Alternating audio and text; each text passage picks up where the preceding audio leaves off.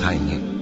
جو لوگ اللہ پر ایمان نہیں لاتے اور آخرت کا انکار کرتے ہیں، میں نے ان کا مذہب چھوڑ دیا ہے اور میں اپنے باپ دادا ابراہیم اور اسحاق اور یعقوب کے مذہب پر چلتا ہوں۔ ہمیں شایع نہیں ہے کہ کسی چیز کو اللہ کے ساتھ شریک بنائے۔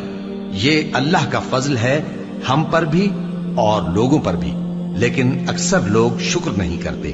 اے میرے قید خانے کے رفیقوں، بھلا کئی جدا جدا آقا اچھے یا اللہ جو اکیلا ہے سب پر غالب ہے؟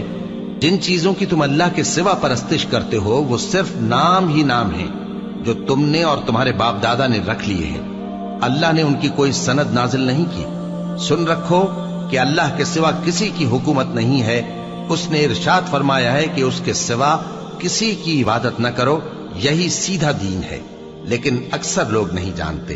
اے میرے قید خانے کے رفیقوں، تم میں سے ایک جو پہلا خواب بیان کرنے والا